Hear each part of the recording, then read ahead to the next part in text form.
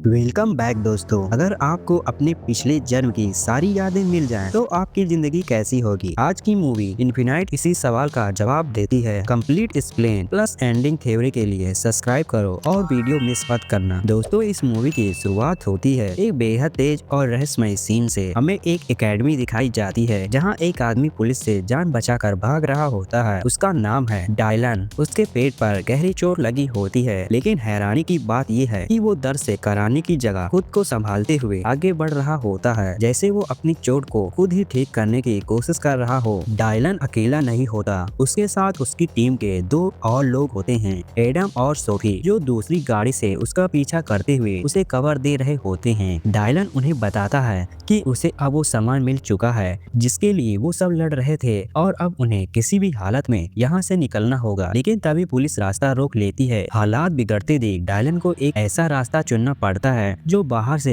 देखने में आसान लगता है, लेकिन असल में बेहद खतरनाक होता है। भागते हुए डायलन अचानक एक अजीब सी बात कहता है, अगर वो मर जाए तो उसकी बॉडी की पूरी जांच की जाए। यहीं से कहानी का सस्पेंस शुरू हो जाता है। अगले ही पल डायलन अपनी रहस्यमय ताकत का इस्तेमाल करता है और एक ऊंचे पुल से छलांग लगा देता है। हवा में उछलते हुए वो बिल्कुल अलग ही स्तर पर पहुंच जाता है। उसके हाथ में एक तलवार होती है और साथ में एक सूटकेस। दूसरी तरफ एडम और सोफी की गाड़ी एक ट्रक से टकरा जाती है और भयानक एक्सीडेंट हो जाता है। ऊपर से डायलन ये सब देख रहा होता है, लेकिन कुछ नहीं कर पाता। दोनों बच तो जाते हैं, लेकिन तभी सामने आता है एक अजनबी आदमी जिसके हाथ में बंदूक होती है। वो बंदूक चलाता है और उसकी गोली सीधे गाड़ी पर लगती है और जोरदार धमाका हो जाता है और ठीक उसी पर सब कुछ रुक जाता है। अचानक उसी आदमी की आंखें खुलती हैं। पता चलता है कि ये सब एक सपना था। इस आदमी का नाम है इवन। उसे बचपन से ऐसे ही डरावने और बहुत ज्यादा असली लगने वाले सपने आते रहे हैं। इन सपनों की वजह से वो अंदर से टूटा हुआ रहता है और उसे लगता है कि उसका किसी अनजानी चीज से गहरा रिश्ता है। लेकिन उसकी जिंदगी की सच्चाई ये है कि उसके पास पैसे की भारी कमी है। वो अपनी बीमारी की गोलियां तक नहीं खरीद पाता। नौकरी की तलाश में वो एक बड़ी कंपनी जाता है, लेकिन उसका अजीब रिकॉर्ड देखकर उसे रिजेक्ट कर दिया जाता है। आगे कहानी यहीं से एक नया मोड़ लेने वाली होती है, क्योंकि इवन को अब वो सच्चाई मिलने वाली है जिसे वो हर जन्म से भूल जाता है। दोस्तों, अब कहानी में एक बड़ा खुलासा होता है। हमें पता चलता है कि इन लोगों के